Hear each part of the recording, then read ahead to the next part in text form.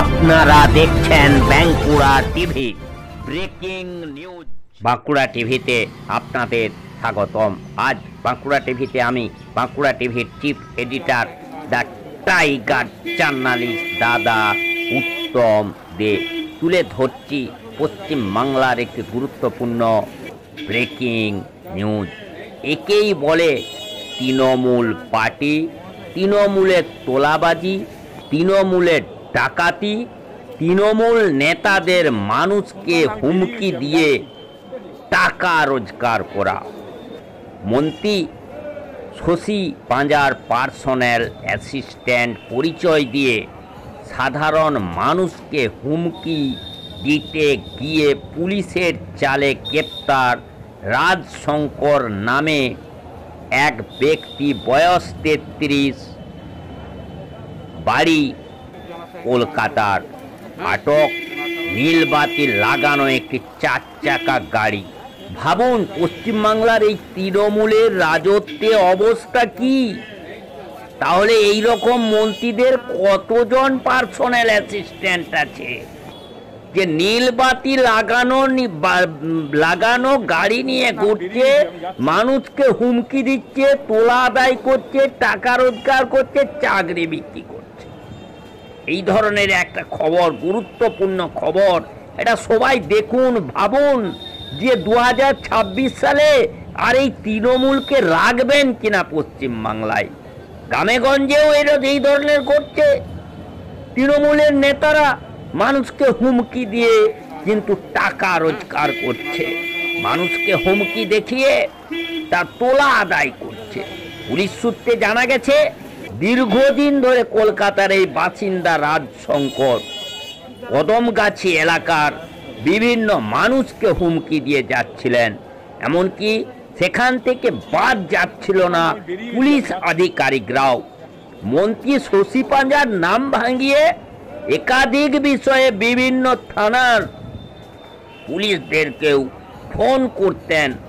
কোনো অন্যায় করলে কেউ তাদেরকে ছাড়িয়ে আনতেন, কেউ অবৈধ কাজ করলে পুলিশকে গ্রেপ্তার করতে দিতেন না। বুধবার রাতে দত্তপুকুর থানার কদমগাছি ফাঁড়ি এলাকায় নীল রঙের একটি 4 চাকা গাড়ি করে এসে এলাকার সাধারণ মানুষকে বিভিন্ন ধরনের হুমকি দিতেই তাদের সন্দেহ হয়। তারা ওই ব্যক্তিকে ধরে কদমগাছি ফাঁড়ির পুলিশকে খবর দিলে ঘটনাস্থলে পুলিশ গিয়ে ওই ব্যক্তিকে আটক করে তাকে জিজ্ঞাসাবাদ করে জানা গেছে ওই ব্যক্তি সঙ্গে মন্ত্রী শশী পাঁজার কোনো সম্পর্ক নেই। কিন্তু এইভাবে বিভিন্ন ধরনের অসামাজিক কার্যকলাপ করেন এই তৃণমূলেরই একমাত্র রাজত্বে। কোনো রাজত্বে কংগ্রেস থেকে শুরু করে, বাম থেকে শুরু করে এই ধরনের ঘটনা কিন্তু দেখা যায়নি। এটি একটি পশ্চিমবাংলার একটি বিরলতম ঘটনা। ইতিমধ্যেই কদমগাছি ফাঁড়ির পুলিশের পক্ষ থেকে মামলা রুজু করে অভিযুক্তকে বারাসত আদালতে পাঠানো হয়েছে। পাশাপাশি গোটা বিষয়টি তদন্ত করা হচ্ছে পুলিশের পক্ষ থেকে।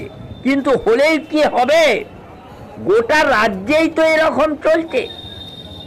এইভাবে দেখতে দেখতে দেখা যাবে যে গোটা তৃণমূল পার্টির নেতারাই এই ধরনের, কেউ মন্ত্রীর নাম ভাঙিয়ে, কেউ ব্লক সভাপতির নাম ভাঙিয়ে,